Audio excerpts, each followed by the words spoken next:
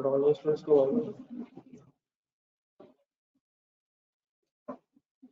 Online students को अपना आवाज आ रही है प्लीज।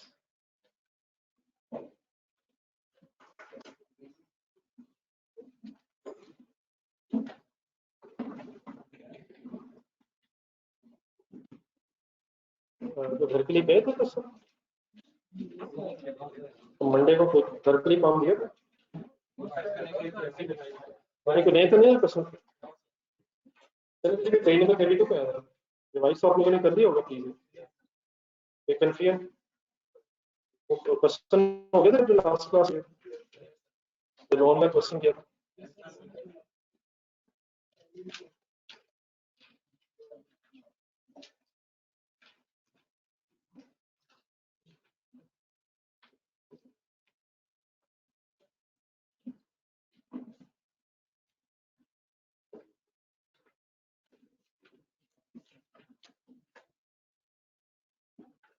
तरह से भी थोड़ी सी रिवैल्यूएशन बीच में मिक्स होनी है तो है रिवैल्यूएशन सरप्लस लॉस है इन्वेस्टमेंट प्रॉपर्टी रिवैल्यूएशन। इसको स्टार्ट करने से पहले जरा चंद एक बातें जरा रिवाइज करना चाहिए।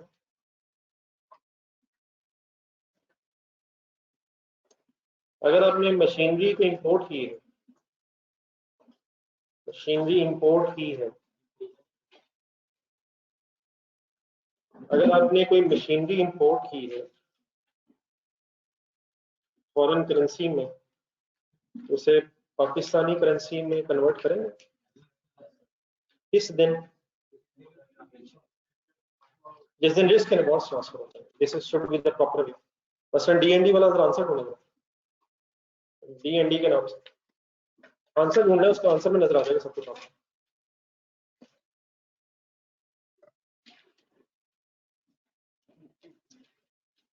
आंसर का पेज तो रजिस्टर हो गया answer answer answer answer answer answer register में होगा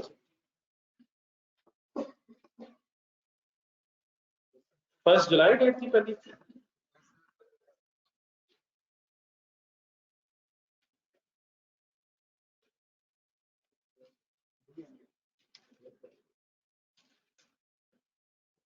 फर्स्ट जुलाई को हमने पैसे तो दिए लेकिन हमने कोई एसेट डेबिट नहीं किया। फिर हमने एसेट डेबिट कब किया जस्ट शिपमेंट पे risk and awards transfer shipment पे रिस्क एंड अवार्ड्स ट्रांसफर। हाँ ये जरूर हो सकता है एफएफबी भी बेसिस हो या सीआईएफ बेसिस हो तो डिपेंड करेगा रिस्क एंड अवार्ड्स ट्रांसफर करना है। तो एसेट को एक ही दफा फॉरेन करेंसी में कब कन्वर्ट करना है जब रिस्क एंड अवार्ड्स ट्रांसफर। वो डिपेंड भी करेगा कि एफओबी पे बेसिस पे आपका एग्रीमेंट है या तो अगर एफओबी बेसिस पे हो तो कब डेबिट करें जब शिपमेंट्स चलना शुरू हो जाएगी शिप पे लोड हो जाएगी चीजें और अगर सीआईएफ हो आगे कस्टम से क्लियर हो जाएगी तो ये बस डेट्स का फर्क हो सकता है। थोड़ा सा और आगे जब देखें once converted into local currency once converted into local currency 609 something इसके बाद अगर एक्सचेंज रेट्स चेंज हो तो क्या इस मशीनरी में कुछ चेंज आएगा वो यकीनन पेएबल्स पे आएगा जितने पैसे देने हैं पेएबल्स चेंज होते रहेंगे लेकिन एसेट की वैल्यू में फर्दर फॉरेन करेंसी मूवमेंट से कोई चेंज नहीं आएगा। एसेट बस इसी अमाउंट यही अमाउंट इनिशियली कॉस्ट बन जाएगी इसमें फर्दर अगर कोई कैरेज है अदर चीजें इंस्टॉलेशन कॉस्ट वो ऐड होती रहेगी तो जो टोटल कॉस्ट बन जाएगी वो फिर डेप्रिशिएट होगी इसके बाद। तो exchange rates are nothing to do with the machinery once it is converted into local currency on the date when the risk and rewards are transferred। लेकिन ये जो सारी बात मैंने आपके सामने भी रखी है ये है कॉस्ट मॉडल की बेस पे। अगर ऐसे कॉस्ट मॉडल पे और आपने फॉरेन करेंसी में से परचेज किए आप उसे लोकल करेंसी में कन्वर्ट कर लेंगे और उसके बाद फिर इसका जो भी ट्रीटमेंट करना है अगर I-16 है तो कॉस्ट मॉडल यूज करेंगे और अगर इन्वेस्टमेंट प्रॉपर्टीज है तो आप उससे भी कॉस्ट मॉडल अगर है अलाउड होता है लेकिन प्रेफरेबल फेयर वैल्यू मॉडल में उसको याद भी करवाता हूँ। तो अगर कॉस्ट मॉडल पे एसेट है तो वो एक दफा बस फॉरेन करेंसी नहीं यूज होता फॉरेन करेंसी में सॉरी लोकल करेंसी में कन्वर्ट होता लेकिन अगर रिवैल्यूएशन मॉडल तो क्या फिर एक्सचेंज रेट्स का प्रॉब्लम आ सकता है नहीं आ सकता या नहीं ये अब डिस्कस करेंगे पेज नंबर 32 पे। तो किस मॉडल की बजाय किस मॉडल पे जा रहे हैं?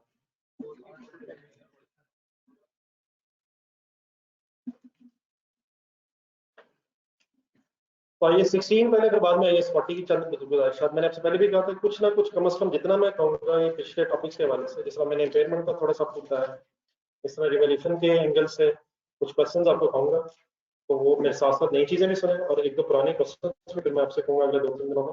इन चीजों को सीरियस लेके साथ साथ ही कर दीजिएगा। पुरानी चीजों का आइडिया होना चाहिए कम से कम, जितना मैं कहूँगा उतना। पानी जरा पढ़ना शुरू करें, पेन हाथ में रखें। बात बिल्कुल सिंपल है, कोई इसमें इशू वाली बात नहीं है, लॉजिकल भी है, आपको चलते रहे साथ साथ, पेन हाथ में। If the company is using revaluation model in IAS 16 for property plant equipment, then these non-current assets might be revalued. Cost model भी है, revaluation model भी है। For example, a Pakistani company might own a property in Thailand. Company Pakistani, property इसकी कहाँ है? Thailand में। तो रोक नहीं सकता, क्या कहा? तो हम कहाँ हैं? पाकिस्तान में प्रॉपर्टी हमारी। The cost of the property would have been recorded at spot rate when the property was originally purchased. अब अगर थाईलैंड में सपोज आपने प्रॉपर्टी खरीदी है, तो जो भी थाईलैंड की करेंसी होगी, आपने शायद पेमेंट उस करेंसी के हिसाब से की है। लेकिन अगर पाकिस्तानी कंपनी है, पाक रुपीज में वो काउंटिंग करी पाकिस्तान में, तो अपनी उस प्रॉपर्टी को पाकिस्तानी रुपयों में कैसे कन्वर्ट करेंगे? जो एक्सचेंज, जो करेंसी वहां दी होगी, कहाँ, उसको उस दिन के रेट से मल्टीप्लाई करके या डिवाइड करके, which ever is the case, convert कर लेंगे लोकल करेंसी में, और एक डबल एंट्री बोले क्या करेंगे? प्रॉपर्टी डेबिट्स और कैश या बैंक क्रेडिट्स, ठीक है। तो पेमेंट शायद आपने किस करेंसी में की हो? फॉरेन करेंसी में, लेकिन आप उसे पाक रुपीज में कन्वर्ट करके एंट्री, तो क्या प्रॉपर्टी वहीं की वहीं रहेगी या प्रॉपर्टी भी पाकिस्तान में आ जाएगी? प्रॉपर्टी वही है, हमारी बुक्स में रुपीज में कन्वर्ट होगी। किस दिन? जिस दिन हमने उसे खरीदा, रिस्क एंड लॉस ट्रांसफर हो गए नॉर्मली। अब आगे बढ़ने से पहले फर्ज करेंगे कॉस्ट मॉडल, तो जिस प्राइस पे आपने खरीदी, कन्वर्ट कर लिया, उसी प्राइस की बेस पे आप डेप्रिसिएशन का डिसीजन लेंगे। अगर कोई लैंड है, उसमें प्रॉपर्टी की बात हो रही, बिल्डिंग, अगर कोई लैंड पोर्शन है, डेफिनेटली उसकी डेप्रिसिएशन चार्ज नहीं करेंगे। बिल्डिंग की जो लाइफ होगी उसके हिसाब से डेप्रिसिएशन शुरू कर देंगे।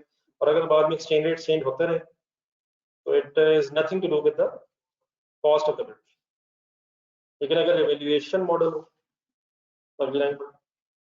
however, it might subsequently have been revalued if revaluation model of I-16 is applied. The revaluation will most certainly be in the, अभी थाईलैंड की करेंसी लिखी हुई है, थाई बाट्स।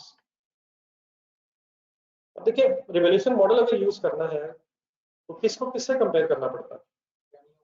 रिवैल्यूएशन मॉडल अगर यूज किया हो तो कैरिंग अमाउंट को, अब फेयर वैल्यू, अब फेयर वैल्यू क्या चीज होती है? अब मार्केट वैल्यू इसकी कहाँ होगी? तो थाईलैंड की करेंसी में इसकी आपकी मार्केट वैल्यू मिलेगी। आपकी WDV रुपीज में होगी, कॉस्ट लेस एक्यूमुलेटेड एप्रिसिएशन। तब आपको उस थाईलैंड की फेयर वैल्यू को पाक रुपीज में कन्वर्ट करना पड़ेगा on the date of revaluation. तो स्पॉट रेट यूज करेंगे या एवरेज रेट यूज करेंगे? ये रिवैल्यूएशन डेट पे आपने ये काम करना है, ये एवरेज नहीं है पूरे साल। तो आपने जिस डेट पे रिवैल्यूएशन करनी होगी, उस डेट पे फॉरेन करेंसी की में फेयर वैल्यू उठाएंगे और उसको फिर कन्वर्ट कर लेंगे स्पॉट रेट की बेस पे पाक रुपीज में। तो WDV और फेयर वैल्यू का कंपैरिजन ही होना है, लेकिन फेयर वैल्यू को फॉरेन करेंसी से लोकल करेंसी में बस कन्वर्ट करना पड़ेगा। इस कंपैरिजन के रिजल्ट में सरप्लस भी आ सकता है, लॉस भी आ सकता है। सरप्लस का वही होगा जो होता है, लॉस का भी वही होगा जो होता है। लॉस कहाँ जाता है अगर फर्स्ट टाइम आए?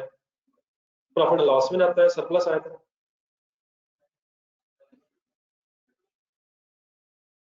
नहीं, रिटेन अर्निंग नहीं सर, पहले इक्विटी का पार्ट बनता है, फिर उसके बाद जैसे जैसे एसेट डेप्रिशिएट हो रहा हो, फिर सरप्लस ट्रांसफर होता है। It means every other thing is same except that अगर आपके यहाँ कोई एसेट किसी फॉरेन कंट्री में और आप उसकी रिवैल्यूएशन कर रहे हैं और आपके पास fair value in terms of foreign currency available है, तो उसे आप स्पॉट रेट यूज करके पहले पाकिस्तानी रुपयों में फेयर वैल्यू बना लें, फिर उसे WDV से कन्वर्ट करें, WDV से सॉरी कंपेयर करके सरप्लस और लॉस का डिसीजन लेने, accounting entry remains same as it is.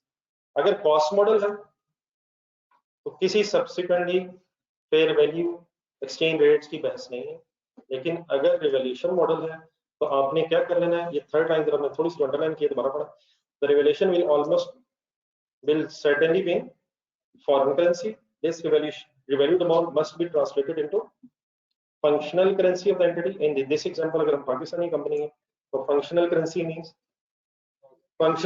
means it means Thai bahts को हमें पाक रुपीस में कन्वर्ट करना है। कैसे करना है, एक छोटी सी example.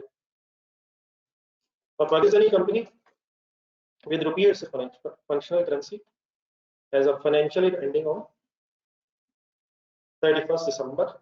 It bought a building classified as property plant equipment in Bahrain।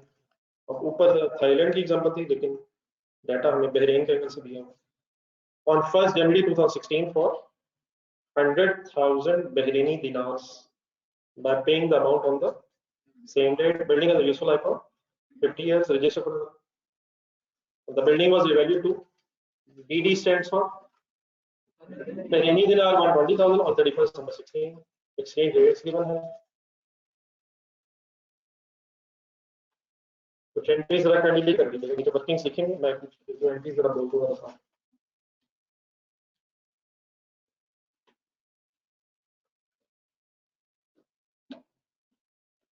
ये पहले साल की एंट्रीज करवा दूंगा। Date 1st January 16, double entries, building debit,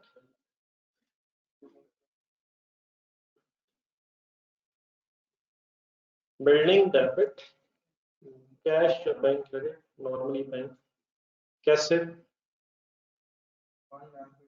1 lakh into 275,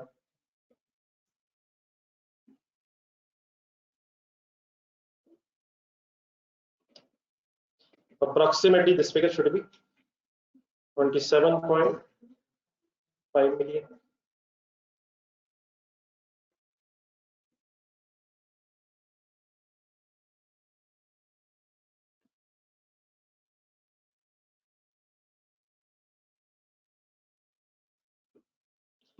जब रिवैल्यूएशन करनी सही ध्यान में रहेगी please. What is the revaluation date given 31st December 16। जी रिवैल्यूएशन कर दूं या पहले कुछ और सोचें? क्या रिवैल्यूएशन साल गुजरने के बाद है सर? डेप्रिसिएशन कैसे? जो अमाउंट पाक रुपीज में कन्वर्ट हो गई है 27.5 million divided by 50 is equal to 5,50,000।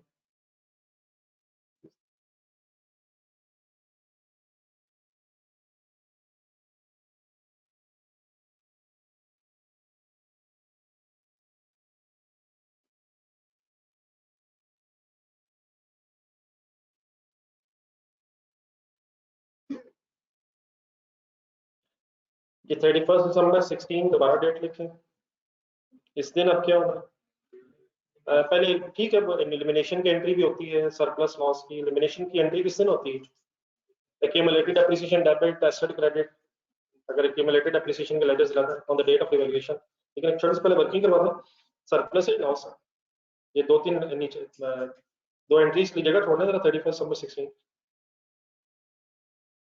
सही से अपनी जेहन में चीजें सेट कर लीजिएगा, कोई इसमें नई चीज नहीं है सवाए इसके कि फेयर वैल्यू ने पाकिस्तानी रुपयों में कन्वर्ट हो, every other thing remain same. क्या तरीका होता है रिवैल्यूएशन अगर करनी है? कैरिंग अमाउंट फाइंड आउट करें, WDV 27.5 million minus 5,50,000 26950 26950 जी फेयर वैल्यू बताएं।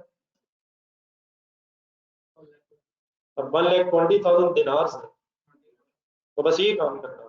रिवैल्यूएशन डेट पे this is the only new thing, क्या फॉरेन करेंसी में अगर फेयर वैल्यू दी हुई है तो उससे किस दिन का रेट लगा के आपने लोकल करेंसी में कन्वर्ट करना है, spot rate on the date of revaluation, तो मल्टीप्लाइड बाय 290, 34.8 million, 34.8 डिफरेंस में 7850 रिवैल्यूएशन सरप्लस।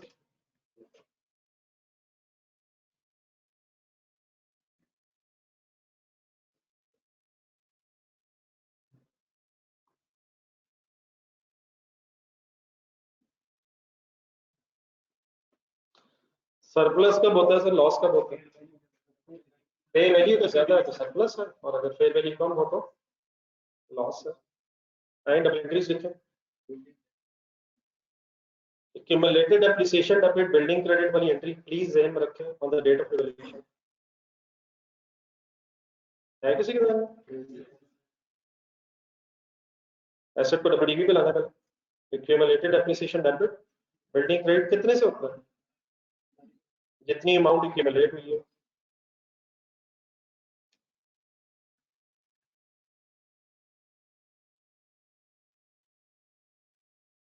और फिर सेम डेट पे सरप्लस है, building debit revaluation surplus credit 7850।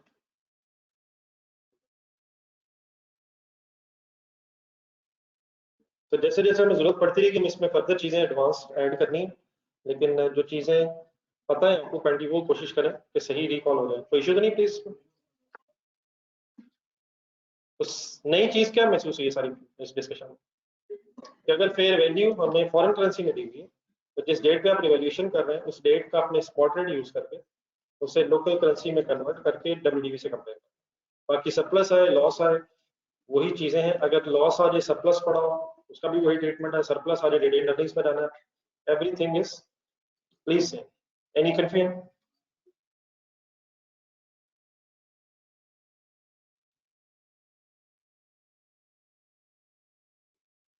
Then the next page के दरमियान में आएगा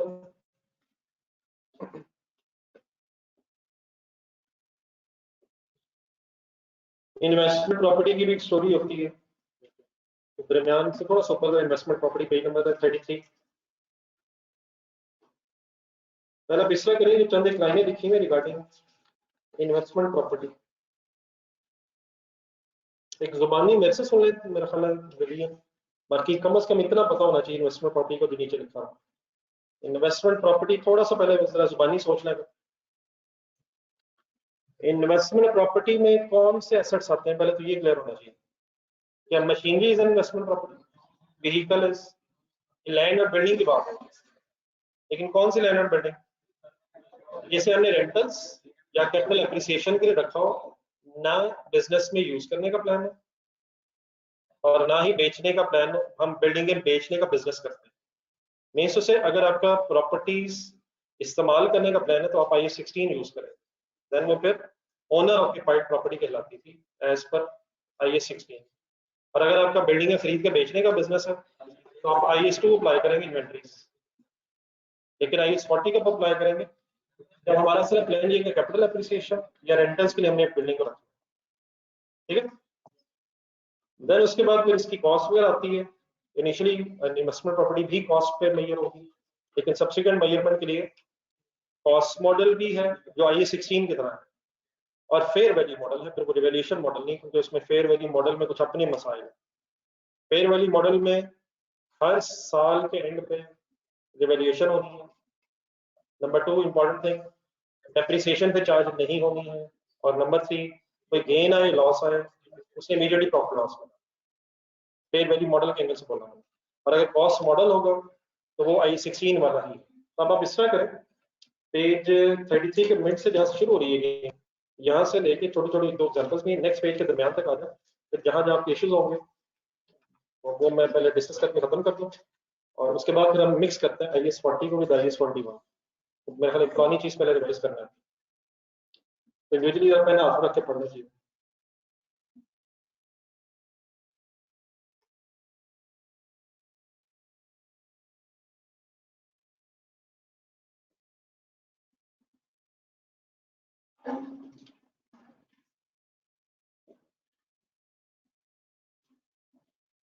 प्लीज पढ़।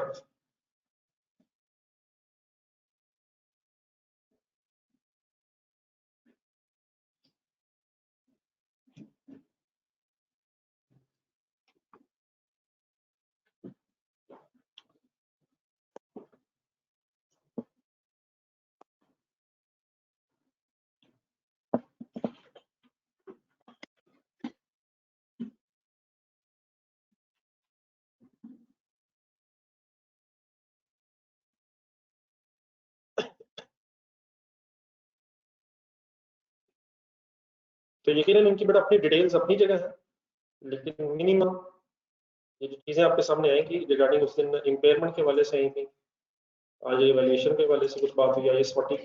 इवैल्यूएशन बारे में जरा ज्यादा इंपॉर्टेंट है, ये मिक्स होते हैं नहीं, तो इसका फिर मैं आपको 1-2 पुराने क्वेश्चंस भी कहूंगा, इन्हीं दिनों को यूटिलाइज कर लीजिएगा। अभी हमारे पास बहुत ज्यादा होमवर्क्स नहीं है, ठीक है, बाद में शायद फिर हमें थोड़ा टाइम ना मिल सके, तो कम से कम ये चीजें जो सामने आ रही है ये सही याद होनी चाहिए अब यहाँ से ऑनवर्ड्स। एग्जांपल्स हैं छोटे छोटे, नेक्स्ट पेज पे आ जाए जरा देख लें दो चीजें। फिर अगर कॉस्ट मॉडल भी हो तो फेयर वैल्यू डिस्क्लोज करनी होती है शायद,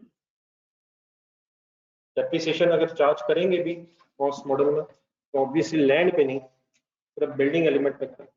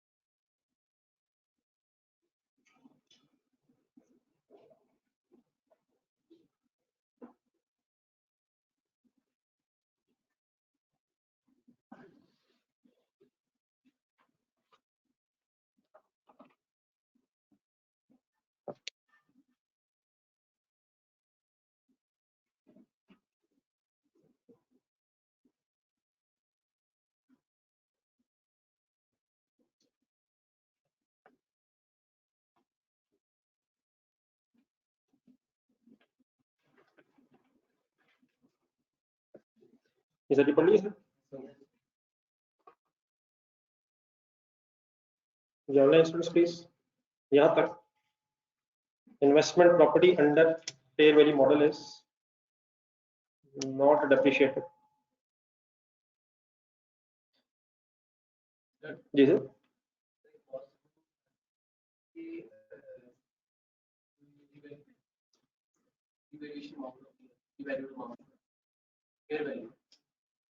जी जी। मतलब ये एसेट में इंक्रीज ला रही है, एसेट की वैल्यू में इंक्रीज ला रही है, तो इसका जब रेट एक्सचेंज रेट अप्लाई कर रहे हैं मतलब इसमें इफेक्ट आ रहा है चेंज एक्सचेंज रेट में, तो वो आप कंसिडर कर रहे हैं इसमें, ये बात समझ नहीं आ रही। अल्टीमेटली एसेट को इंक्रीज कर रहे हैं इसकी वजह एसेट डिक्रीज भी हो सकता है अगर मार्केट वैल्यू कम होगी तो एसेट डिक्रीज होगा।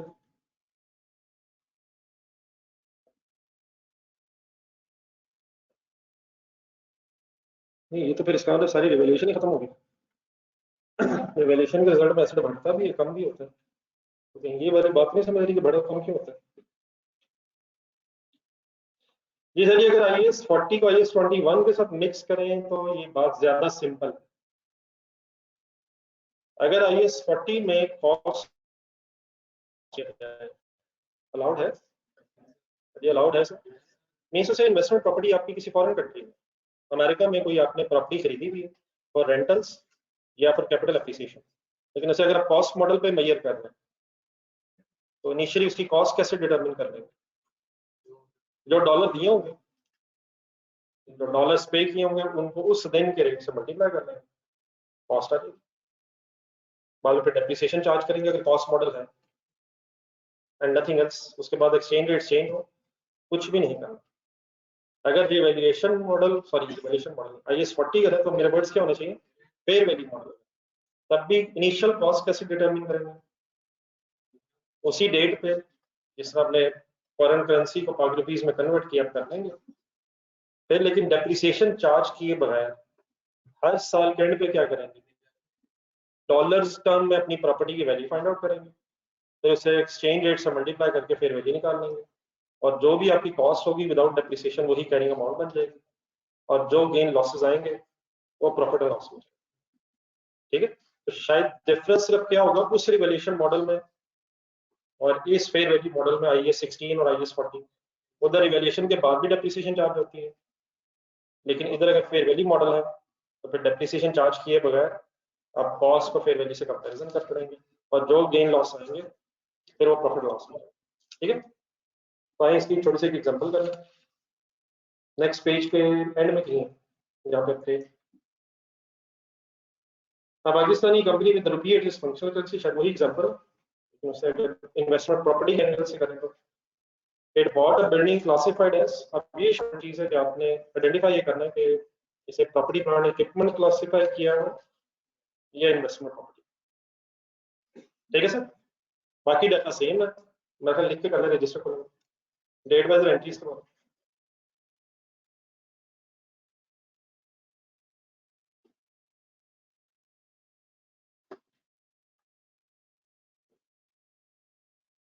डेट शायद डिफरेंट है, ये ढूंढे जी, डाटा ढूंढे, बताएं पहली डेट रेलिवेंट कौन सी।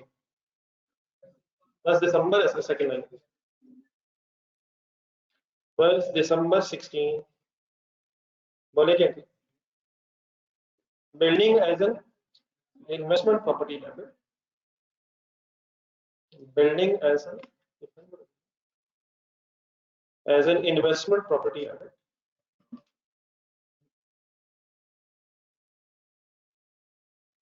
And bank current.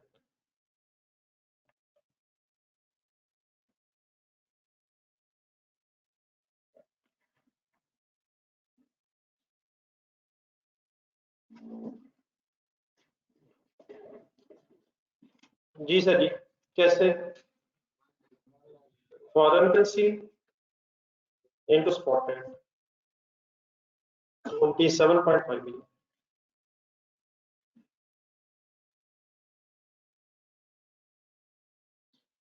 Next date sir 31 दिसंबर 16, डाटा देख लें और 1 मंथ की डेप्रिसिएशन चार्ज करें।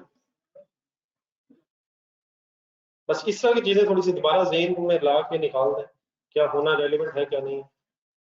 1 मंथ की डेप्रिसिएशन अब रेलिवेंट क्यों नहीं, फेयर वैल्यू मॉडल लिखा हुआ IAS 40, क्या करें फिर सिंपली कैरिंग अमाउंट किसको एज इट इज कहते हैं, डेफिनेटली कैरिंग अमाउंट का मीनिंग क्या होता है, आसान सा मीनिंग, कॉस्ट माइनस, अब माइनस अगर क्यूमुलेटिव डेप्रिसिएशन है ही नहीं तो कॉस्ट ही कैरिंग अमाउंट है। ठीक है, फेयर वैल्यू कैसे डिटरमिन करेंगे? फॉरेन करेंसी और मल्टीपल स्पॉट रेट 34.8 मिलियन।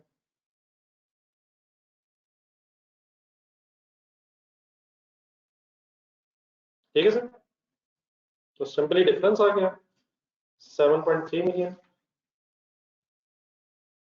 क्या नाम होना चाहिए इसका सही? फेयर वैल्यू गेन है अभी, नहीं फेयर वैल्यू गेन है rather than evaluation surplus। ये थोड़े से वर्ड्स अगर डिफरेंट कर लिए ना ताकि अकॉर्डिंगली फिर आप इसका सही ट्रीटमेंट कर सकें। क्या एंट्री करेंगे? Building as an investment property debit and gain in other income.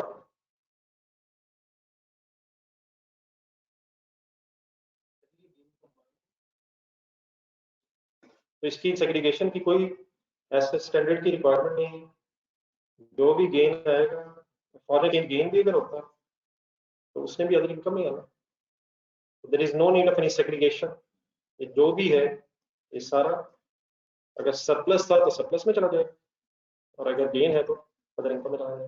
There is no requirement of the IAS 21 कि आप इस फेयर वैल्यू और एक्सचेंज गेन लॉस को सेपरेटली प्रेजेंट करें। डेफिनेटली हो सकता है अगर हम करना चाहें, लेकिन दैट इज नॉट रिक्वायर्ड। ठीक है, एलिमिनेशन की एंट्री नहीं करनी, वो भी नहीं करनी, डेप्रिसिएशन ही नहीं है, एलिमिनेशन भी नहीं है, फिर सरप्लस से ट्रांसफर करेंगे ना फ्यूचर में, सीधा ही प्रॉफिट लॉस में गए। तो कुछ चीजें जो IAS 16 में हम यूज टू हैं उन चीजों को फिर हमें अलग से आइडेंटिफाई करके जहन से निकालना है while we are following the IAS 40 fair value model. ठीक है, तो यहां तक प्रिंसिपली स्पीकिंग अगर कॉस्ट मॉडल पे एसेट्स है, प्रॉपर्टी प्लांट इक्विपमेंट है या इन्वेस्टमेंट प्रॉपर्टी है, तो बस एक ही दफा एक्सचेंज रेट कब यूज होगा? जब रिस्क एंड रिवॉर्ड ट्रांसफर होने ऑन द परचेज डेट से। लेकिन अगर इवैल्यूएशन मॉडल है, दोनों केस में कॉमन क्या है? जब भी इवैल्यूएशन करेंगे तो फॉरेन करेंसी को रुपीज में कन्वर्ट करेंगे। और डिफरेंस क्या है? अगर IAS 16 है तो सरप्लस लॉसेस के ट्रीटमेंट वैसे ही होंगे जैसे IAS 16 में होते हैं, और अगर IAS 40 में है तो फिर फेयर वैल्यू मॉडल के मुताबिक आप ट्रीट करेंगे। ठीक है, एनी कंफ्यूजन? चलते जाए फिर नहीं सर, उसके नीचे के हम चले इसी के पेज 35 पे अब आ गए। तो नीचे ये शायद डेट्स की डिस्कशन तो होगी नहीं। चलिए डेट्स की डिस्कशन होगी सर।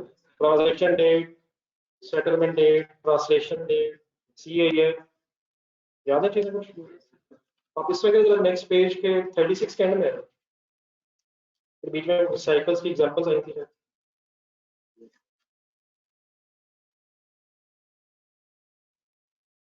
एक हेडिंग जरा ढूंढे पेज नंबर 36 के एंड में, बस ये दो तीन वर्ड्स बड़े दिनों से हम बोल रहे हैं उनको जरा सही फाइनलाइज करना। Terms define, terms and definitions used in IAS 21 मिला क्या?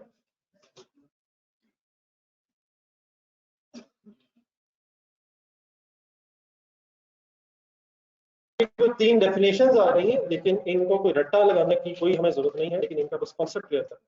रट्टा इसलिए नहीं लगाना क्योंकि स्टैंडर्ड की definition, standards are allowed in exam hall, तो कहीं कॉन्सेप्ट क्लियर करने की जरूरत है। तीन तरह की करेंसीज होती हैं, ढूंढने जरा पहली लाइन में। एक है प्रेजेंटेशन करेंसी, एक है फंक्शनल करेंसी और एक है फॉरेन करेंसी। तो लफ्ज बोलने कौन से होंगे, कौन कौन से होंगे?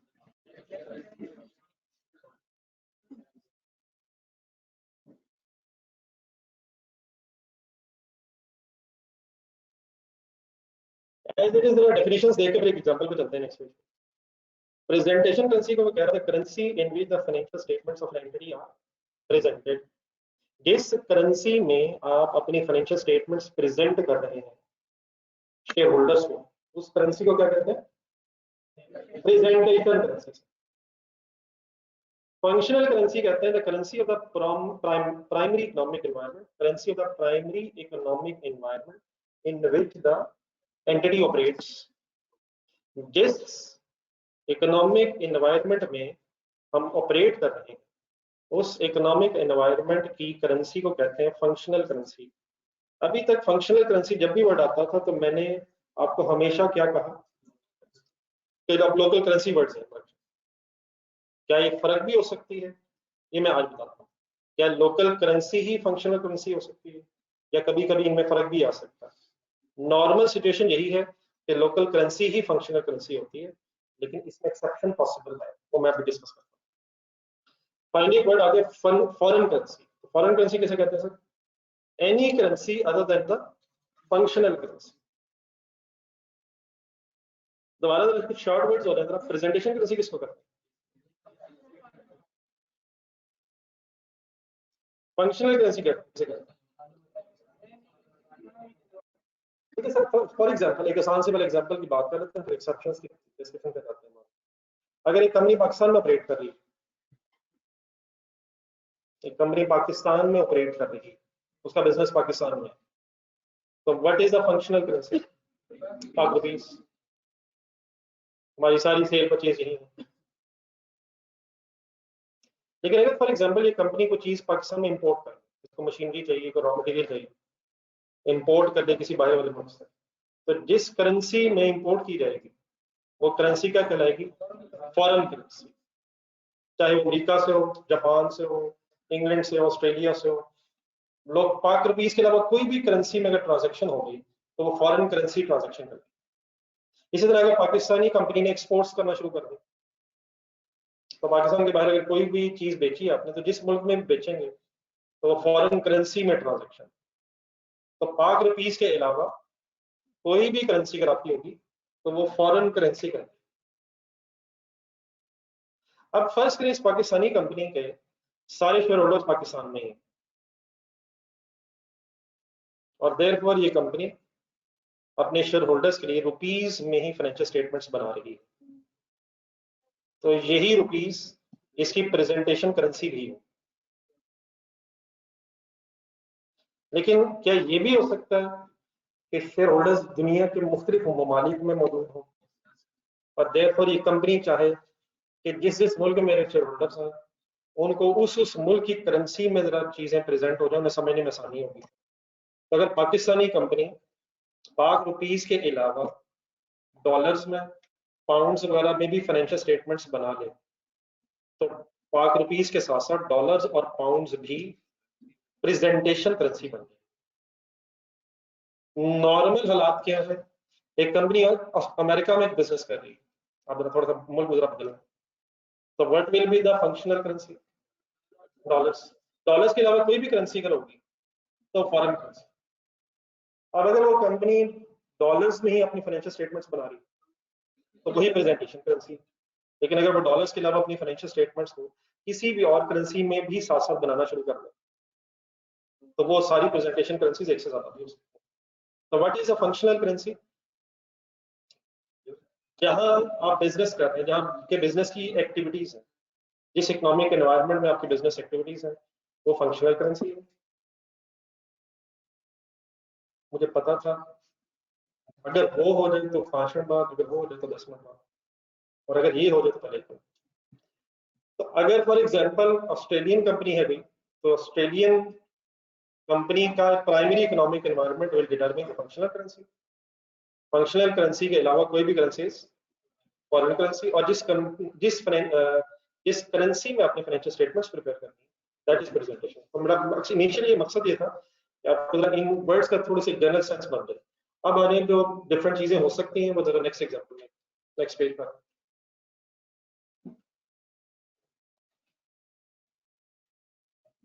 Medina Limited is a UK registered mining company whose shares are traded on the London Stock Exchange. Its operating activities take place in the gold and diamond mines of. वैसे कंपनी रजिस्टर्ड कहाँ है? Mining company registered UK में, लेकिन उसके operations कहाँ है? South Africa में gold and diamond market, diamond mines में उसके ऑपरेशन। पॉसिबल है? अभी पॉसिबल है सर। तो आपने सबसे पहले ये बताना है what is the presentation currency of Madina limited?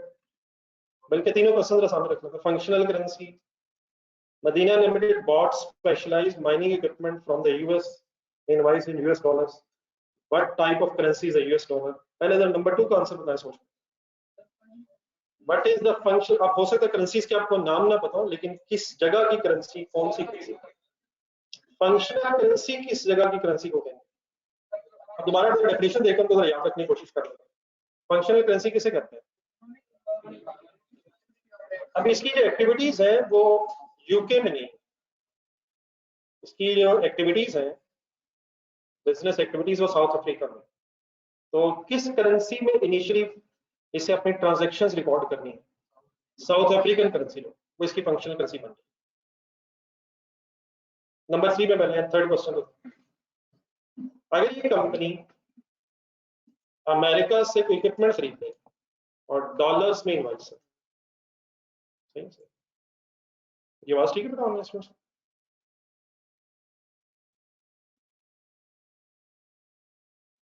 Online students को मेरी आवाज ठीक है? अगर ये कंपनी डॉलर्स में कोई इक्विपमेंट खरीद ले तो ये डॉलर इस कंपनी के लिए कौन सी करेंसी होगी? अच्छा एक मिनट रुक के जरा थोड़ा सिनेरियो बताएं। फर्ज करें ये कंपनी इक्विपमेंट खरीदे यूके से पाउंड्स में, तो बताइए पाउंड्स कौन सी करेंसी होगी? पाउंड्स भी फंक्शनल करेंसी से डिफरेंट अगर होगी तो फॉरेन करेंसी है sir. Second functional currency clear होगी सबको? सॉरी फंक्शनल करेंसी क्लियर है सर? तो साउथ अफ्रीकन करेंसी का नाम लिखना जरा, रैंड करेंसी। साउथ अफ्रीका की करेंसी का एक नाम में लिख रहा हूँ, रैंड्स। तो what is रैंड्स? Sir ji what is rand sir? Functional currency किसे कहते हैं? तो इसमें कोई कंफ्यूजन? अब नीचे जो थर्ड लाइन लिखी हुई है उसमें एक कहा इक्विपमेंट हमने अमेरिका से खरीदा, तो dollar is a foreign currency, लेकिन मैंने जरा वर्ड चेंज किया। फॉर एग्जांपल अमेरिका की बजाय अगर यूके से खरीदा और पाउंड्स में ये इक्विपमेंट खरीदा, तो इवन देन इस लम्हे एक सेकंड के रुक के pounds will be foreign currency. Every currency other than the functional currency is called as foreign currency. अब अरे प्रेजेंटेशन करेंसी, प्रेजेंटेशन करेंसी का कॉन्सेप्ट ये है कि जिस करेंसी में अपने फाइनेंशियल स्टेटमेंट्स बनाने हैं, और फाइनेंशियल स्टेटमेंट्स आप उस करेंसी में बनाना चाहेंगे जिस करेंसी के एंगल से आपके शेयर होल्डर्स जो है वो फिगर्स को सही समझने की पोजीशन में होंगे। तो अब अगर ये यूके रजिस्टर्ड कंपनी है, यूके रजिस्टर्ड अगर ये कंपनी है और उसके स्टॉक एक्सचेंज ऑफ लंदन में शेयर ट्रेड हो रहे हैं, तो मोस्ट प्रोबेबली इसके मेजॉरिटी शेयर होल्डर्स कहाँ होंगे? तो इसकी फिर प्रेजेंटेशन करेंसी क्या बन जाएगी? पाउंड्स बन। हाँ अगर ये मल्टीनेशनल कंपनी है जिसके शेयर होल्डर्स पूरी दुनिया में डिफरेंट मुल्कों में डिस्ट्रीब्यूटेड है, even then consideration functional currency rands ही होगी अकॉर्डिंग टू दिस लॉ। और रैंड्स के अलावा कोई भी करेंसी अगर होगी तो इनिशियली फॉरेन करेंसी होगी। हाँ प्रेजेंटेशन करेंसीज एक से ज्यादा भी हो सकते हैं डिपेंडिंग अपॉन कि कंपनी अपनी फाइनेंशियल स्टेटमेंट्स को किन किन करेंसीज में प्रेजेंट करना चाहती है। तो अगर for example share holders London में है, यूके में है, तो इनिशियली तो pounds will be the presentation currency. लेकिन अगर किसी और मुल्क में भी शेयर होल्डर्स मौजूद हैं और ये कंपनी चाहती है कि उनकी आसानी के लिए ये फाइनेंशियल स्टेटमेंट्स उनकी करेंसी में भी अवेलेबल हो जाए, तो वो भी presentation currency other then pounds हो सकती है। ठीक है, यहाँ तक बात क्लियर है मेरी? एक नजर नीचे इसका आंसर है, पहले वो पढ़ना है, फिर इसके बाद अगर कोई नया सिनेरियो बनाना हो वो बना सकते।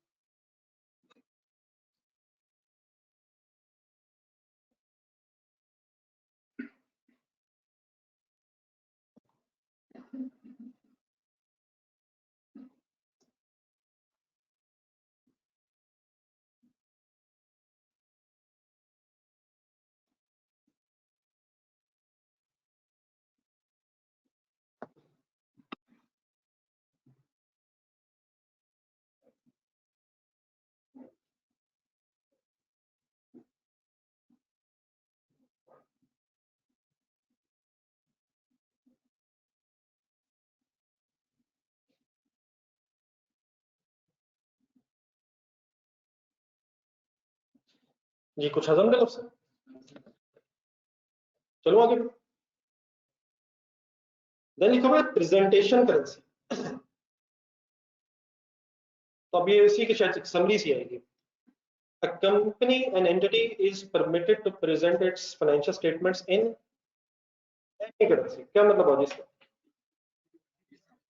नहीं, किसी भी जरा ऊपर वाले एग्जांपल में से लिंक करें। क्या उसने ये कहा है कि फंक्शनल करेंसी कोई भी करेंसी हो सकती है? ये नहीं कर खुदा प्लीज। फंक्शनल करेंसी किसे कहते हैं? इस प्राइमरी इकोनॉमिक एनवायरनमेंट में आप ऑपरेट कर रहे हैं वो फंक्शनल करेंसी, और फंक्शनल करेंसी के अलावा अगर कोई भी करेंसी है तो वो फॉरेन करेंसी नहीं चलेगी। ये बात किसकी हो रही है? An entity is permitted to present its financial statements in any currency का मतलब जिस करेंसी में शेयर होल्डर्स आप कह लें कंफर्टेबल फील करते हैं।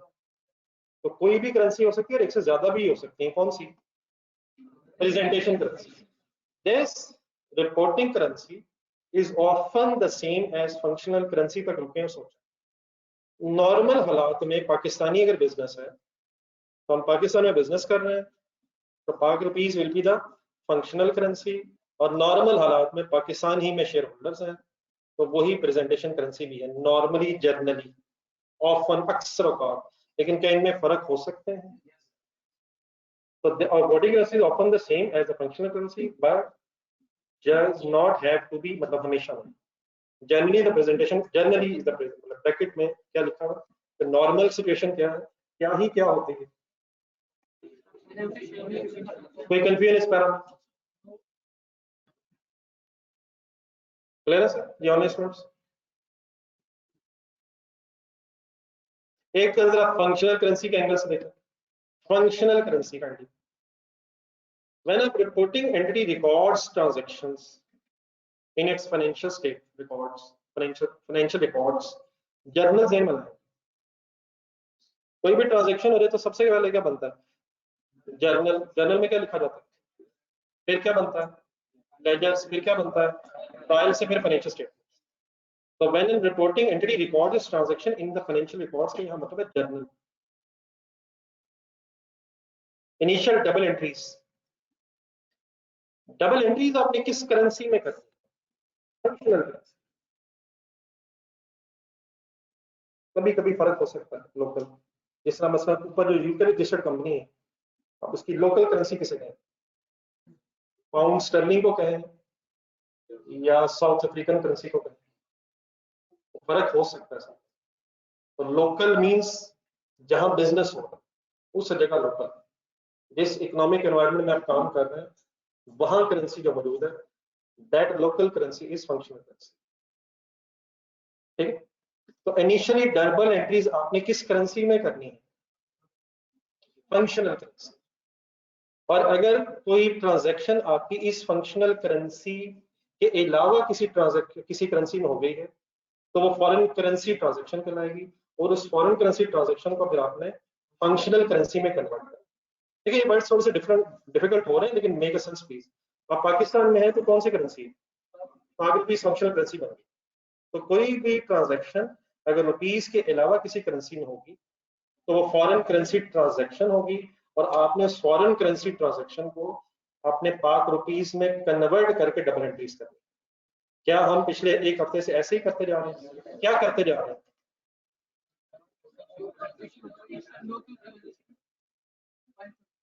हम फॉरेन करेंसी ट्रांजैक्शंस को फंक्शनल करेंसी में कन्वर्ट करके रिकॉर्ड करते हैं। ठीक है सर? तो डबल एंट्री हमेशा किस करेंसी में? Functional currency. तो सेंटेंस दोबारा शुरू करके पहले एंड कर लो। When a reporting entity records transaction in its financial records, it must identify its functional currency and make entries in that currency. It will also typically, या generally के sense में word है, typically से कुछ और तरफ ना रखिए, generally prepare its financial statements in its functional currency. Normal situation क्या होती है कि आप फंक्शनल करेंसी में डबल एंट्रीज कर लेते हैं, उसी से फिर लेजर्स बनाते हैं, उसी करेंसी में लेजर्स, उसी से ट्रायल, और फिर उसी करेंसी के ट्रायल बैलेंस से फाइनेंशियल स्टेटमेंट्स बनाते हैं।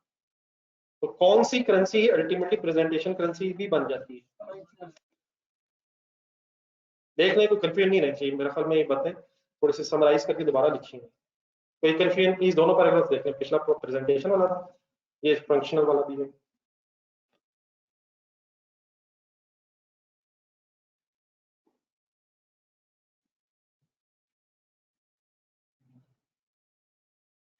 ये एनी कंफ्यूजन सर एनी?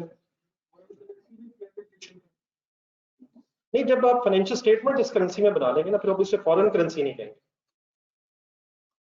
जिस करेंसी में आप फाइनेंशियल स्टेटमेंट्स बना लेंगे उसका नाम फिर आप मेरा ख्याल है फॉरेन करेंसी की बजाय प्रेजेंटेशन करेंसी उसने रखी है। फॉरेन करेंसी वर्ड तब तक है जब तक आप डबल एंट्रीज कर रहे हैं और आपकी करेंसी के अलावा किसी करेंसी में आपकी ट्रांजेक्शन होगी। डबल एंट्रीज करते हुए शायद प्रेजेंटेशन की सेंस नहीं है। मसलन अगर आप ड्यूरिंग द ईयर अकाउंटिंग कर रहे हैं, आप जर्नल बना रहे हैं, लेजर्स बना रहे हैं, ट्रायल बनाने हैं आपने, तो जर्नल बनाते हुए क्या आपने ज़हन में रखना कि what is the functional currency, and उस वक्त अभी कोई प्रेजेंटेशन करेंसी की सेंस नहीं है। प्रेजेंटेशन करेंसी की सेंस कब बनेगी? जब ईयर एंड फाइनेंशियल स्टेटमेंट्स बनेंगे। तो जर्नल बनाते हुए आपके ज़हन में फंक्शनल करेंसी होनी चाहिए, और फंक्शनल करेंसी के अलावा अगर किसी करेंसी में भी ट्रांजेक्शन है तो उसे आप फॉरेन करेंसी का नाम देंगे, और उस फॉरेन करेंसी ट्रांजेक्शन को आप फंक्शनल करेंसी में कन्वर्ट करके अपनी अकाउंटिंग एंट्रीज कर लेंगे। फिर उन जर्नल एंट्रीज से आप लेजर बना लेंगे, ट्रायल बना लेंगे, ठीक है। और हो सकता है फिर उसी करेंसी में आप अपनी फाइनेंशियल स्टेटमेंट्स बना लें। तो अगर आप उसी फंक्शनल करेंसी में अपनी फाइनेंशियल स्टेटमेंट्स बना रहे हैं तो अब उस करेंसी का नाम फंक्शनल की बजाय प्रेजेंटेशन हो जाए। हाँ, कि आप अपनी इस प्रेजेंटेशन करेंसी के अलावा भी किसी और करेंसी में अपनी फाइनेंशियल स्टेटमेंट प्रेजेंट कर सकते हैं। हाँ जी, आप कर सकते हैं, आप जिसमें मर्जी चाहें। मसलन रुपीज में अपने फाइनेंशियल स्टेटमेंट्स बनाई, अब आपका दिल करने लग गया है कि मैं डॉलर्स में बनाऊं, तो ये डॉलर अब क्या कहना है? अब ये प्रेजेंटेशन करेंसी। तो ये प्रेजेंटेशन करेंसी कब वर्ड यूज कर लेंगे? जब फाइनेंशियल स्टेटमेंट्स बनाने हैं तो then the word is presentation currency. क्या फंक्शनल करेंसी प्रेजेंटेशन करेंसी हो सकती है?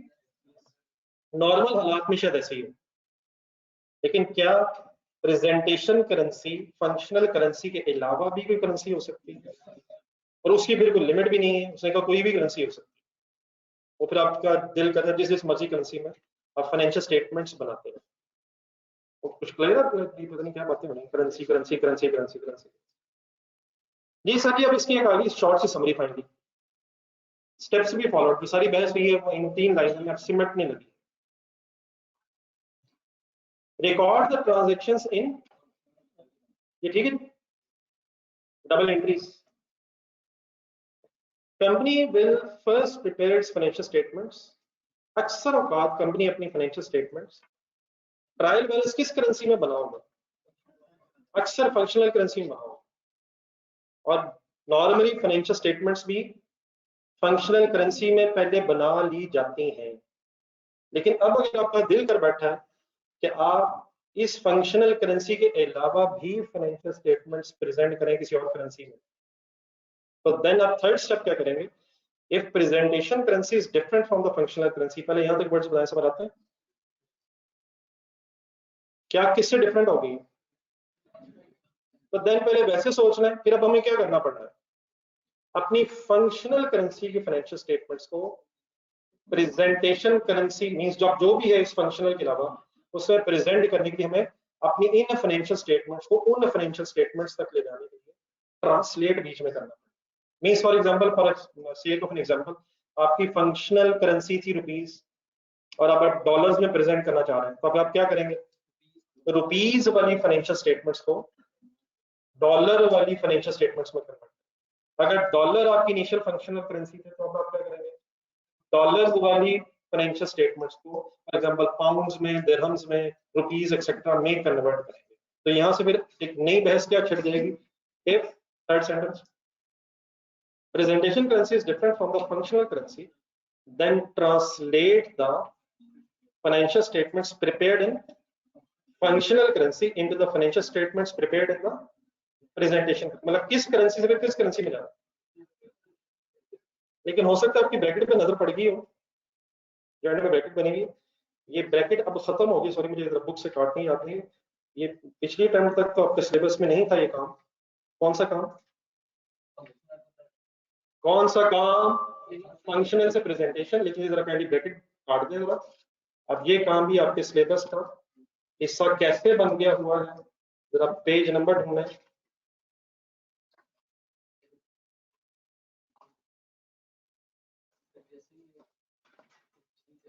66 रख लीजिए।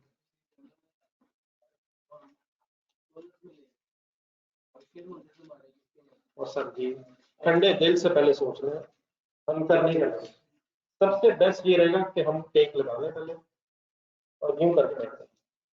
अब सवाल शुरू करें। आप सर थोड़ा जंप लगा रहे हैं, शेयर होल्डर्स की बहस शायद साल के एंड में आए, तो वो जरा साल के एंड में बहस है। आपने ये डिसीजन नहीं लेना कि आपके शेयर होल्डर किस मुल्क में है साल के शुरू में। साल के शुरू में आपने ये देखना है कि आप किस इकोनॉमिक एनवायरनमेंट में बिजनेस कर रहे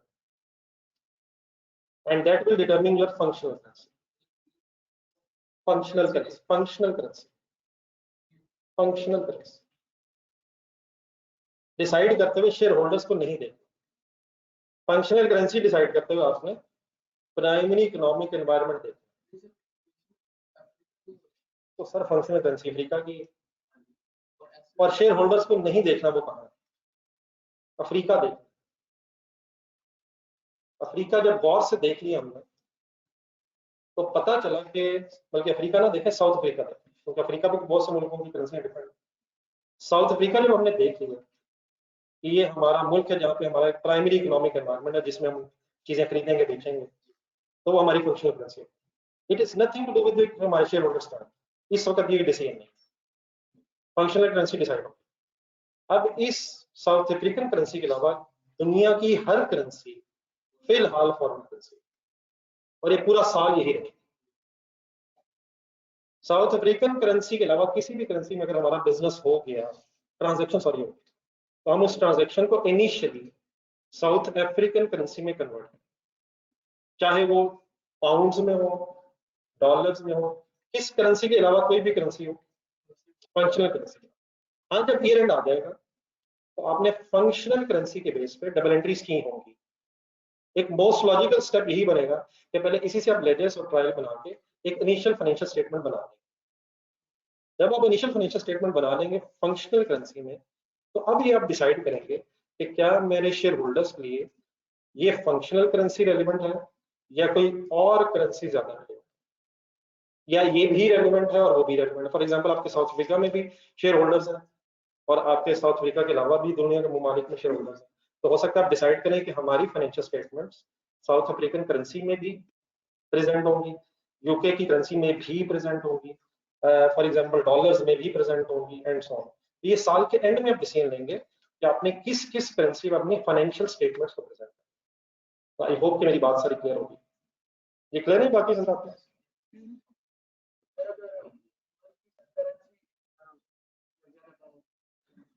सर कौन से मुल्क की करेंसी से, तो सभी डॉलर चली जाए, उसकी मुल्क की करेंसी नहीं है यार, कमाल है सर। ये कहाँ पड़ा है अपने के फंक्शनल करेंसी वो करेंसी होती है जिस करेंसी में ज्यादा ट्रांजैक्शंस हो रही है। तो इकोनॉमिक एनवायरनमेंट मींस कि जिस करेंसी में ट्रांजैक्शन ज्यादा हो रही है। इकोनॉमिक एनवायरनमेंट मींस जिस एनवायरनमेंट में जो करेंसी डील की जा रही है। तो अगर डॉलर होंगे तो डॉलर होंगे।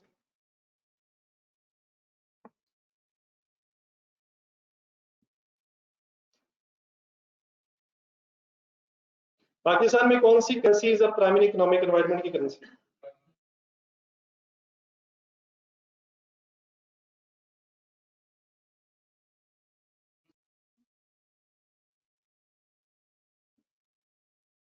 नहीं मतलब मुल्क की करेंसी जिस इलाके में है उसकी लोकल करेंसी, फंक्शनल करेंसी जिसमें लोग सामान खरीदते हैं। अगर फर्ज करें अफगानिस्तान वाले अब डॉलर्स में अपने ट्रेडिंग कर रहे हैं, दुकानों वाले डॉलर लेके चीजें बेचना शुरू हो गए, फिर ठीक हो डॉलर। अगर वहां डॉलर ही करेंसी बन गई तो फंक्शनल करेंसी हो सकती है, लेकिन मुझे इसका सही आइडिया नहीं। ये था जी मिनिमम 66 सर। हम क्या पढ़ने लगे, इसकी पहली हेडिंग क्या सर? इस करेंसी को किस करेंसी में ट्रांसलेट करना। अच्छा सर, इसका ना एक बड़ा लंबा सा प्रोसीजर लिखा हुआ, लेकिन इस लंबे से प्रोसीजर से परेशान होने की बजाय आप जरा खुद से एक मिनट सोचिएगा। फॉर एग्जाम्पल पाकिस्तानी रुपीज में अब फाइनेंशियल स्टेटमेंट्स बनी हुई है किसी फंक्शनल करेंसी में और आपने इसे कन्वर्ट करना है किसी प्रेजेंटेशन करेंसी किसी और में, फॉर एग्जांपल पाकिस्तानी रुपयों से हमने डॉलर से करना, ठीक है, ठीक है सर, या डॉलर से पाकिस्तानी रुपयों में आ जाए, कहाँ ज्यादा अच्छा लगे, रुपीस से डॉलर्स, मेक इट सिंपल। तब रुपीस के एंगल से आपके पास एक स्टेटमेंट ऑफ प्रॉफिट लॉस भी होगी और एक statement of financial position. Statement of financial position ज़हन में लाएगा, स्टेटमेंट ऑफ फाइनेंशियल पोजीशन ज़हन में लाएगा, क्या ये as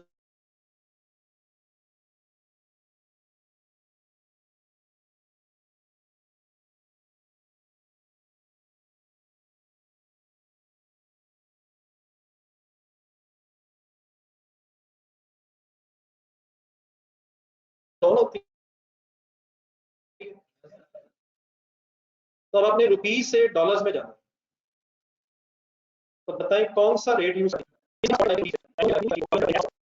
statement of financial position में कन्वर्ट करने के लिए कौन सा रेट अप्लाई कर देंगे, स्पॉट रेट।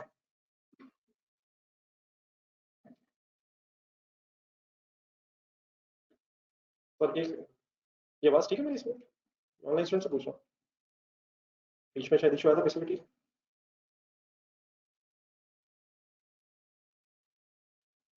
एक मिनट बता दी मतलब बीच में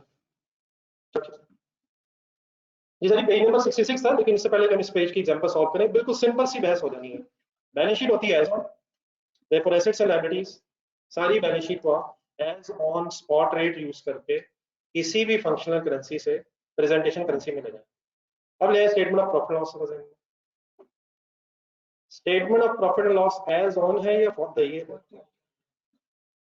अब इसमें मेरा आइडियल तो ये होगा, जरा सेल देन मिलाएं, सेल जिस दिन की सेल थी पाकिस्तानी रुपए में उसी दिन का डॉलर रेट लेना चाहिए, ऐसे ही फिर परचेज में फिर ड्यूरिंग द जितनी ट्रांजैक्शंस हुई हैं, इंटरेस्ट एक्सपेंस फॉर एग्जांपल दिन मिलाएं, हर दिन का नहीं, हर दिन का, वो तो हमने फिर एक मसला रिजॉल्व किया था अगर आपको याद है।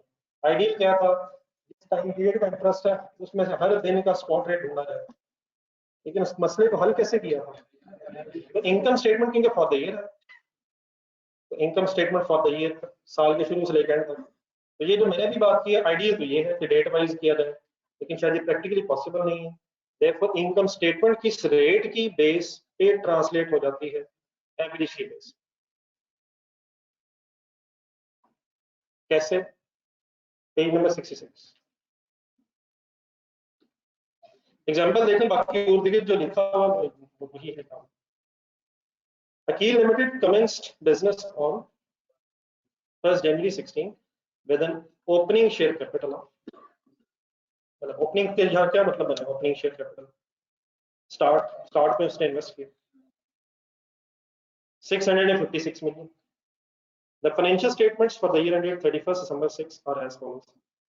एक इनकम स्टेटमेंट बनी हुई है, रेवेन्यू से शुरू होकर प्रॉफिट तक। रेवेन्यू मींस क्या होता है, सेल्स। देन उसके बाद फिर बल्कि ऊपर इंपॉर्टेंट रुपीज इन थाउजेंड्स में है, इस करेंसी में ये बनी हुई है रुपीज में। स्टेटमेंट ऑफ फाइनेंशियल पोजीशन है, शेयर कैपिटल है, पूरी प्रेजेंटेशन उसने अपनी चॉइस से की हुई, क्वेश्चन बनाने वाला। रिटेन्ड अर्निंग्स है, इक्वल टू प्रॉफिट है, पहला साल है जो ऊपर प्रॉफिट था और अभी डिविडेंड इसने नहीं दिया इस साल, ये समझेगा please. What is opening retained earnings अगर फर्स्ट ईयर है, जीरो ओपनिंग रिटेन्ड अर्निंग या profit for the year 495 million, dividends नहीं दिए तो यही क्लोजिंग रिटेन्ड अर्निंग बन गई। डन है सर, डन है सर। देन इसके बाद ट्रेड पेबल्स वगैरह उसने लिख के बैलेंस शीट में इक्विटी एंड लायबिलिटीज का टोटल कर दिया, property plant equipment current assets total. Next para पढ़े, नेक्स्ट पेज पे आ गए। AIL wishes to open a branch in Nebraska, USA to be financed by a loan from a commercial bank in USA. क्या चाह रहे हैं हम कहां branch open करके फिर लोन लेना चाहते हैं। AIL's functional currency is Pak rupees and it has prepared the above financial statements accordingly. Pak rupees हमारी फंक्शनल करेंसी थी और उसके मुताबिक हमने फाइनेंशियल स्टेटमेंट्स बना ली हैं। However, to apply the bank loan in USA, AL is required to present its financial statements using the US dollars as its presentation currency. ठीक है सर, समझ आती है बातें नहीं? The exchange rate in 2016 were as follows. Start of the year पे grade दिया हुआ है, एंड ऑफ द ईयर पे ग्रेड दिया हुआ है, एवरी डेट दिया हुआ है, ब्रैकेट बनी हुई है। लेकिन डेफिनेटली ये चीजें शायद एग्जाम पॉइंट ऑफ व्यू से इतने सारे रेट, लेकिन प्रैक्टिकली आपको बताएगा कि एवरेज आप तभी यूज कर सकते हैं जब शायद बहुत ज्यादा फ्लक्चुएशंस ना हो। अगर बहुत ज्यादा फ्लक्चुएशन है तो फिर आइडियली वो शायद इस ब्रैकेट का लिखने का मतलब ये है कि आइडियली फिर उसी दिन के रेट्स यूज होने चाहिए जिन रेट्स पर एडमिट ट्रांजेक्शन है। लेकिन एग्जाम पॉइंट ऑफ व्यू से आपको इतना आइडिया होना चाहिए कि अगर फ्लक्चुएटिंग रेट्स का वो कहे तो ठीक है, वरना आपने statement of profit and loss को कैसे कन्वर्ट करना, एवरी डेट। ठीक है, ठीक है सर। तो जैसे बोले हमने क्या करना है, ट्रांसलेट कर, और प्लीज लिख के कीजिएगा, ऐसे ये ना कर दीजिएगा नीचे लिखा हूं।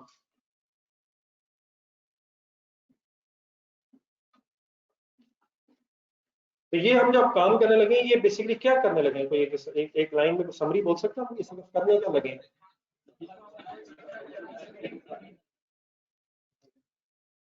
हम फंक्शनल करेंसी में बनी हुई फाइनेंशियल स्टेटमेंट्स को ट्रांसलेट करने लगे इनटू द प्रेजेंटेशन करेंसी। क्या ये काम करने से पहले पहले इस एएल कंपनी ने, अकील लिमिटेड ने अपना जर्नल बना लिया होगा? किस करेंसी में? फंक्शनल करेंसी रुपीस में। फिर जर्नल से लेजर, लेजर से ट्रायल, ट्रायल से फिर उसने स्टेटमेंट ऑफ प्रॉफिट लॉस और बैलेंस शीट भी बना ली।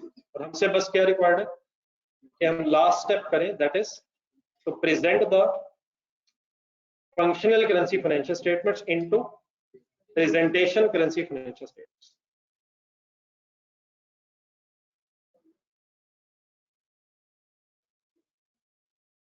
सर मैं माजरत चाहता हूँ सर, मैं बताना भूल गया कि यूजर जो है वो शेयर होल्डर्स के अलावा भी हो सकते हैं, तो उसमें बैंक्स भी user, primary user share holder है, लेकिन बाकी भी यूजर्स होते हैं।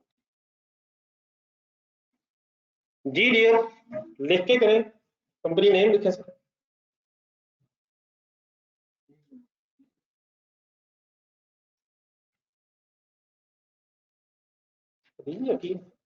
Adeel sir, sorry, statement of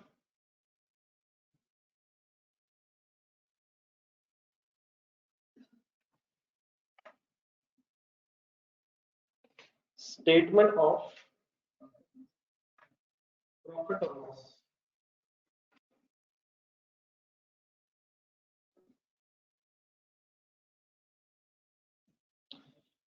for the year ended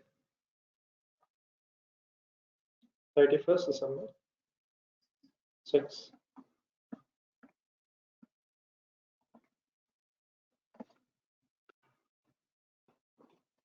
चलता है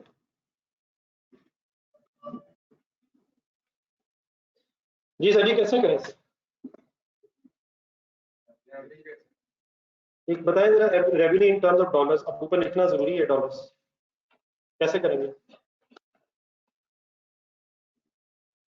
5280 रुपीस है।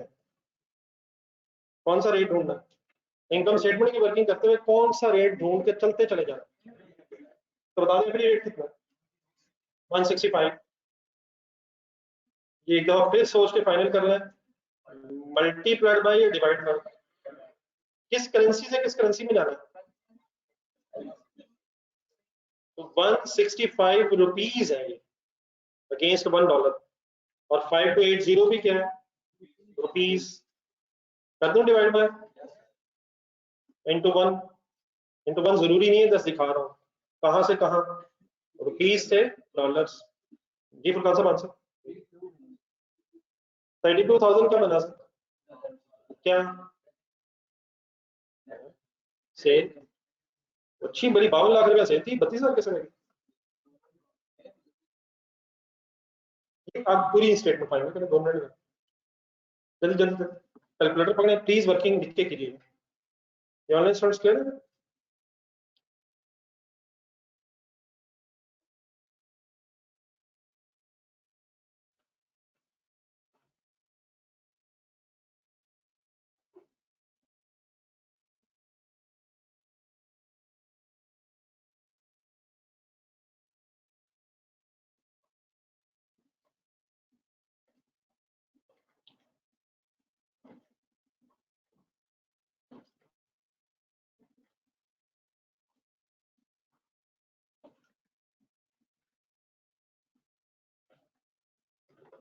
Gross profit will be a balancing figure.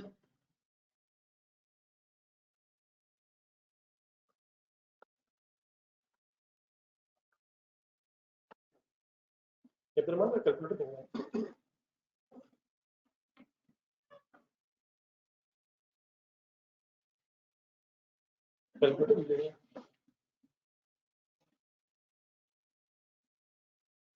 statement of profit and loss for the period है, ये किसी एक दिन की फिगर्स नहीं है, ये एक टाइम पीरियड की फिगर्स है.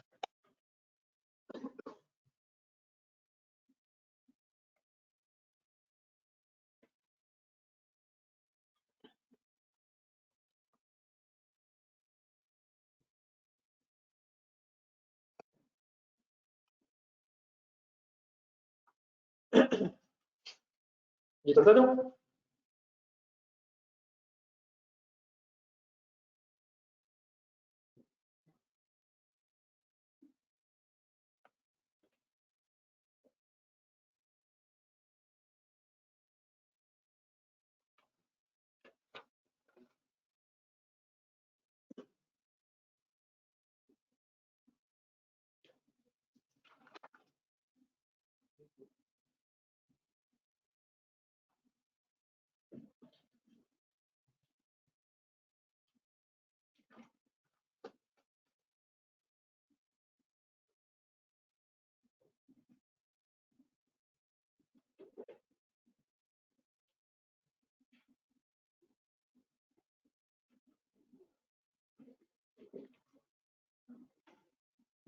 The income statement items are translated using average date.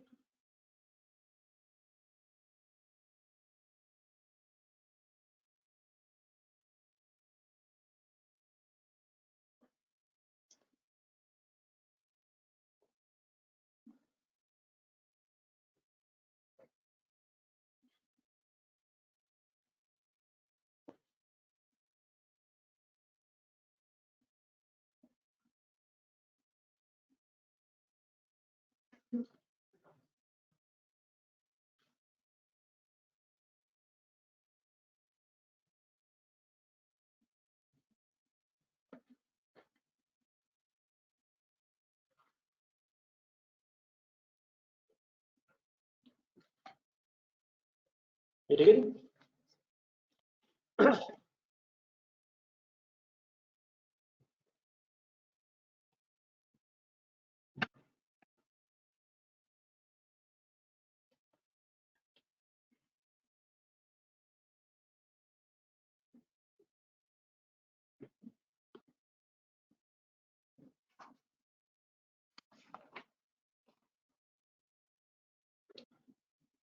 Clear है कि प्लीज ऑनलाइन स्टूडेंट्स लेक्चर को स्टेटमेंट ऑफ फाइनेंशियल पोजीशन शुरू करें आप किस रेट से.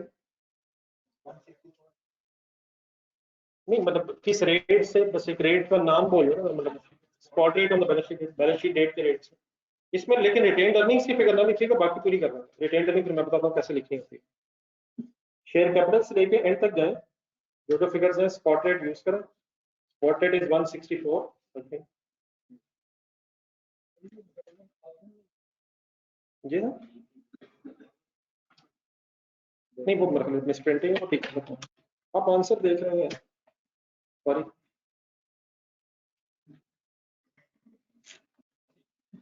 हम सवाल कर रहे हैं, जवाब देख रहे हैं, डिसाइड करना मुश्किल. ये ऑनलाइन स्टूडेंट से बड़ा लिखिए प्लीज. ऑनलाइन स्टूडेंट से यहाँ तक कंप्लीट कर चुके.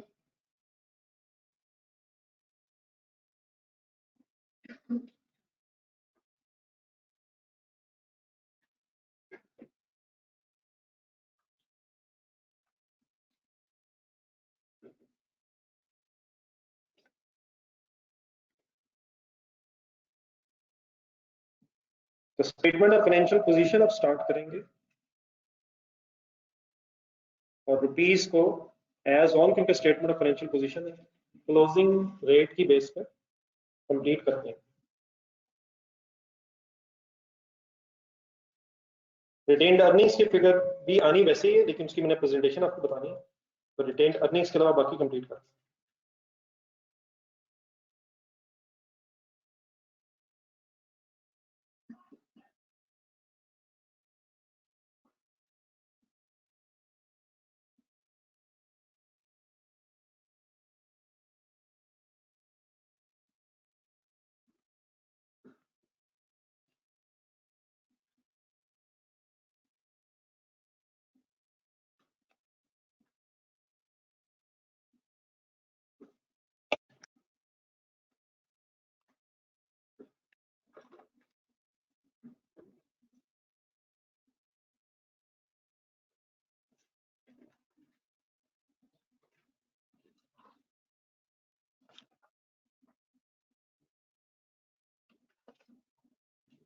ये अब स्टेटमेंट ऑफ फाइनेंशियल पोजीशन आप किस ऑर्डर में बना रहे हैं, इसी में जिसमें बनी हुई है डिफरेंट कर दी है, ठीक है, आपकी चॉइस है, उसमें कोई फर्क नहीं पड़ता।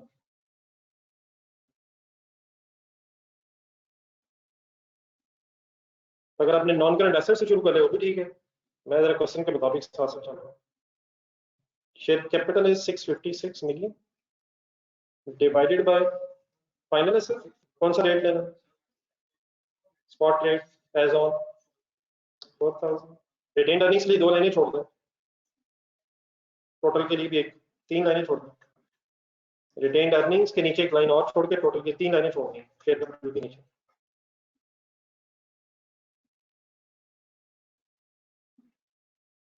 Trade payables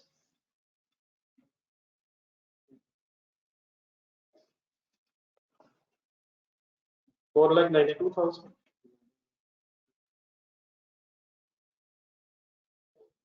4,92,000 divided by 164,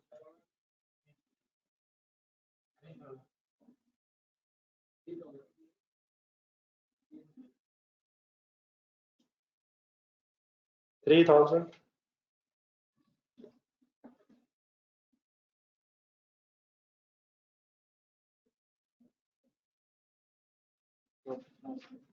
total equity and earnings,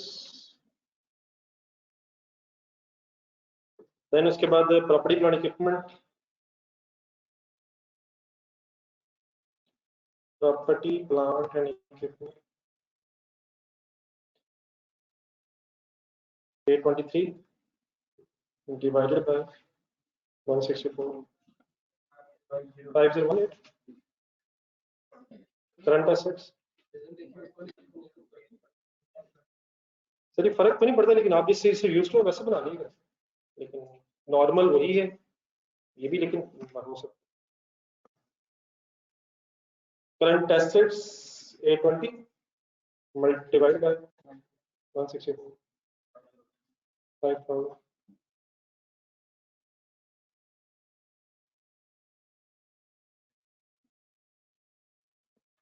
यहाँ तक इकट्ठे हो जाए, रिटेन अर्निंग्स के बारे में चंद गुजारिशात मेरी सुनिए।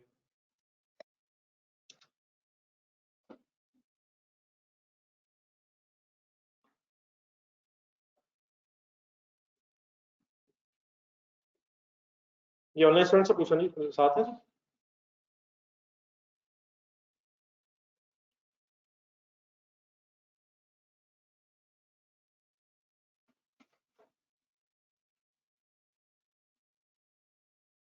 जी सर जी, रिटेन अर्निंग्स पे आता है। क्या रिटेन अर्निंग्स का बैलेंस भी एज ऑन ही होता है? रिटेन अर्निंग्स एज ऑन ही होता है, प्रॉफिट फॉर द ईयर, लेकिन retained earning as on sir, opening balance plus profit minus dividend, closing balance, balance sheet में एज ऑन फिगर्स होती है सारी। प्रॉफिट फॉर द ईयर ठीक है, लेकिन रिटेन अर्निंग्स क्लोजिंग बैलेंस है सर, ये क्लोजिंग बैलेंस है। कैलकुलेटर उठाएंगे,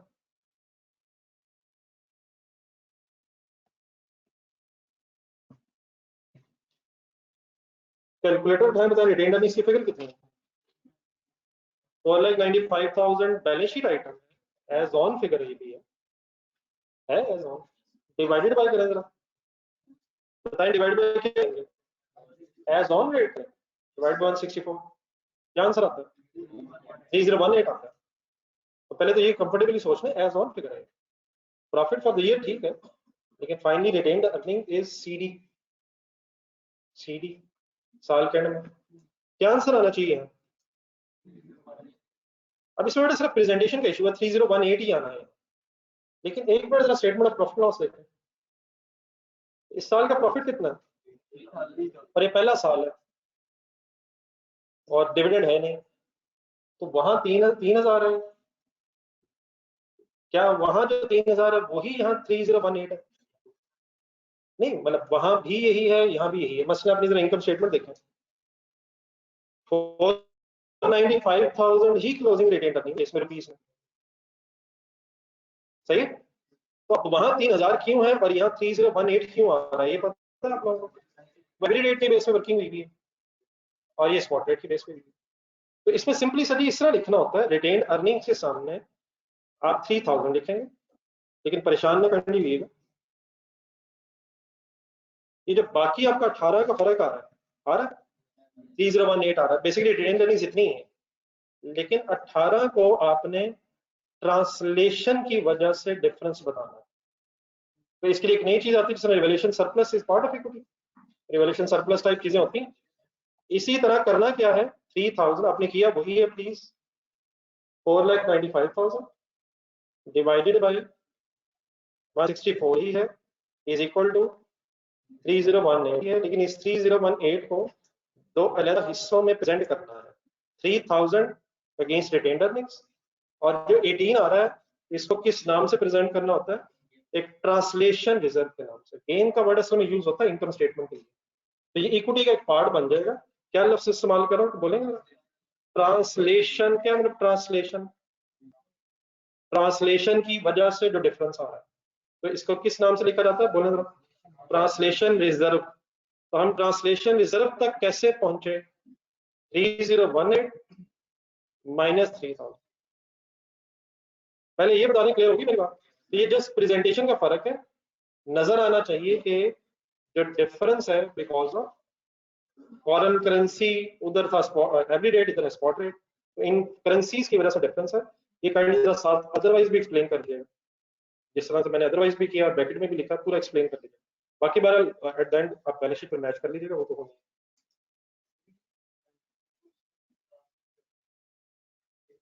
एक्सचेंज रेट्स के डिफरेंट यूज करने की वजह से ये फर्क आया।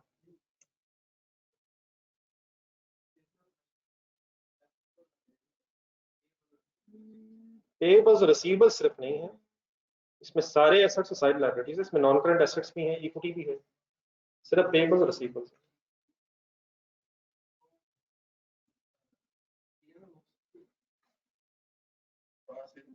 गेन लॉस वर्ड यूज होता है स्टेटमेंट ऑफ प्रॉफिट लॉस में। और यार ये वो भी है यार के बाद ये ट्रांसलेशन है, इसका नाम ये आया क्यों 18, इसलिए तो आ रहा है, करेंसी में चेंज आ रहा है इसलिए तो वर्ड आ रहा है।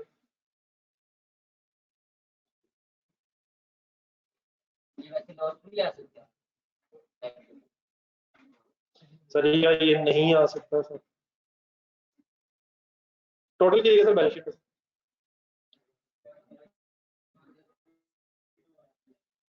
7018 तक, ठीक है, मैंने 3 लाइनें पहले छुड़वाई थी, किसने छोड़ी थी, तो टोटल हो गया 1010018 एंड 10018। एक चीज आप सब कुछ देखने के बाद फाइनली ये बता दें क्या पूरी बैलेंस शीट है एज ऑन डेट पे, सभी इवन रिटेन्ड अर्निंग्स भी एज ऑन पे है, लेकिन उस एज ऑन के दो हिस्से बने, 3018 ही है बैलेंस शीट में, लेकिन उसको इकट्ठा लिखने की बजाय दो हिस्सों में मैंने सेग्रीगेट किया, ट्रांसलेशन रिजर्व में और रिटेन्ड अर्निंग्स की फिगर में। अब डेफिनेटली इसमें अगर ओपनिंग भी हो, डिविडेंड्स भी हो, तो ये आखिरी सवाल नहीं है, ये पहला सवाल हो गया है। क्या समझा इस स्टोरी से हमने, what is the crux of the story, कि अगर फंक्शनल करेंसी से प्रेजेंटेशन करेंसी में आना हो तो आपने कैसे करना है, पूरी इनकम स्टेटमेंट किस रेट से और पूरी statement of financial position export rate से, ठीक है। आज बड़ा इस तरह की देखिए इस चैप्टर में अब डेफिनेटली क्वेश्चंस की तो खास हम लगे रहेंगे। आप इस क्वेश्चन की तरह एक रीडिंग पूरे चैप्टर की करेंगे जरा, आज जाके पूरा चैप्टर हमने पढ़ा, मैंने जरा हेड तो बीच बीच में से इधर उधर से चीजें पढ़ा दी, तो पेज नंबर 23 पे रहेंगे,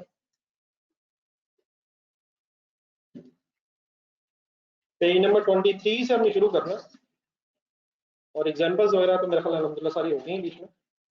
उसको पेज नंबर 36 तक आके यहाँ सेल्फ टेस्ट क्वेश्चन स्टार्ट हो रहे हैं, तो ये आधा पौना घंटा पेन पकड़िए हाथ में, पेज नंबर 23 से लेके 37 तक, और जिन तक हजरात तक कभी बुक नहीं खुदा ना पहुंच सकी, IAS 21 का पेज नंबर 3 से लेके पेज नंबर 17 तक, तो इसकी एक रीडिंग आज आपसे रिक्वायर्ड है, कर लेंगे। इसमें जो आपको महसूस हो चीजें, उनमें एक दो चीजें तो ऐसी हैं जो शायद अभी हमने अगले टॉपिक्स में जाके फाइनल करनी है, लेकिन आप करके आएंगे तो शायद हो सकता है उसके अलावा भी आपके इश्यूज हो, प्लीज पढ़ लेंगे, तो कल इंशाल्लाह यहीं से दोबारा की डिस्कशन को बढ़ाएंगे। अल्लाह हाफ़िज़।